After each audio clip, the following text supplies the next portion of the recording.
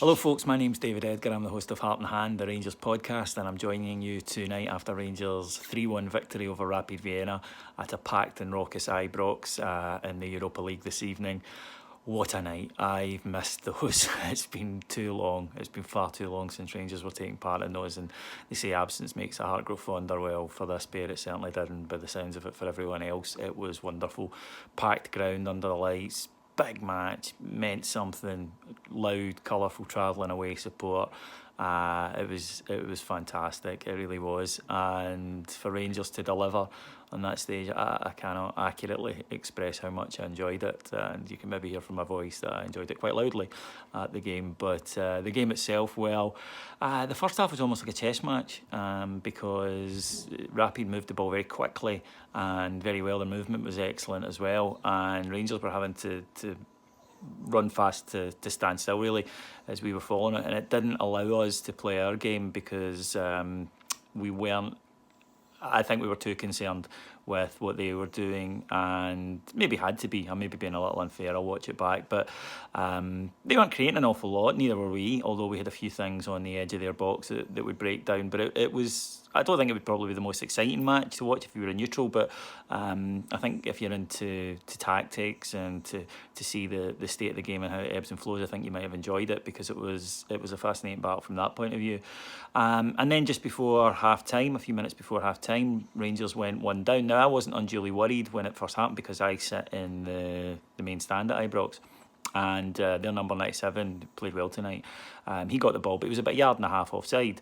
So I wasn't worried as they then moved it to the byline, crossed it. The in-rushing attacker miskicked it, but knocked it to the back post where his compadre slammed it home. But the guy had been a yard and a half offside, so I was waiting for the offside flag to go up, and I waited. And I don't know if I've mentioned this, but he was a yard and a half offside. And at that point, I was blazingly angry, and it looked a difficult situation. It really did for Rangers going in at half time 1-0 down. But that was not to transpire because there are some teams in Europe who take the lead and lose 3-1. And there are other teams in Europe, therefore, who lose the lead and win 3-1. And it just happens that one side of Glasgow is very, very much the latter.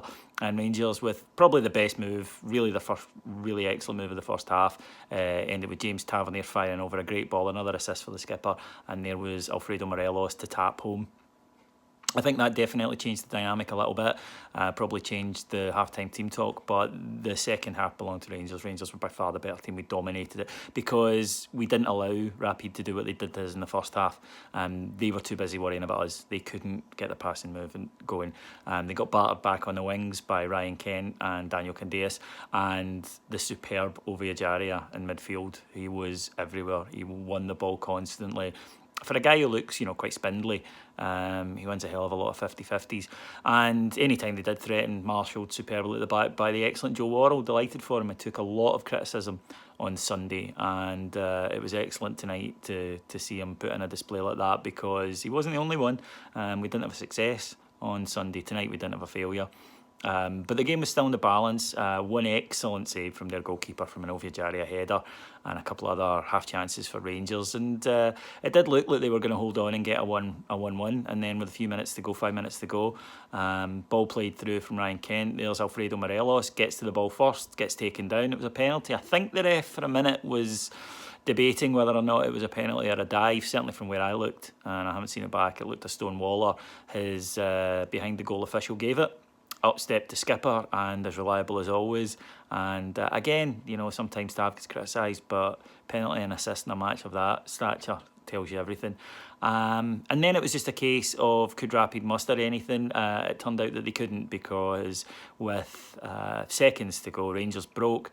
A wonderful back heel flick from Daniel Candeias sets Alfredo Morelos through in goal. And Alfie can be a bit hit or miss in one-on-ones. I really don't think, I know I'll get a load of hate tweets for that because if ever you dare to suggest sometimes that Alfie could improve in certain areas of his game, he has a fan club that get annoyed, but he can be a little unreliable in those circumstances, but not this time, and he put it away for 3-1. Ibrox goes bonkers. It was nuts. And what a great night. And that gives us 4 points. We're top of the group after 2 matches. Doesn't mean anything at this stage, but what it does show is we're not there to make up the numbers. We are there to compete, and we can get out of this group now.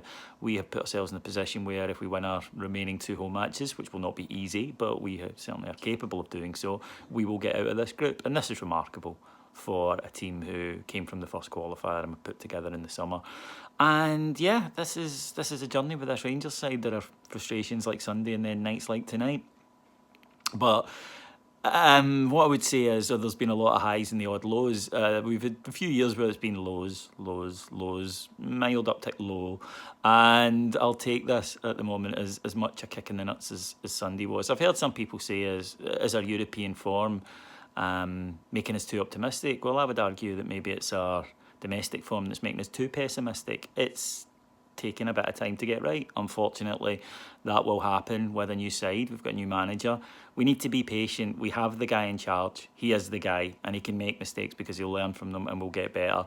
And tonight absolutely showed that. It was spectacular. I loved every single minute of it, and I bet you did too, apart from the Celtic fans who watched this for some reason. Hello. You just get fucked, eh? So thank you very much for listening to me. If you want to hear more from us, then go to our Patreon site. It's patreon.com/Heart and Hand, where you'll get round about 4, sometimes 5 shows every day on everything to do with the Teddy Bears, past, present and future, and a lot of other football related stuff as well. Serie A show, EPL show, Spanish show, that sort of thing. So if not, however, we do 2 free podcasts a week, which come out on a Monday and usually a Thursday, but a Friday this week if we're playing on a Thursday.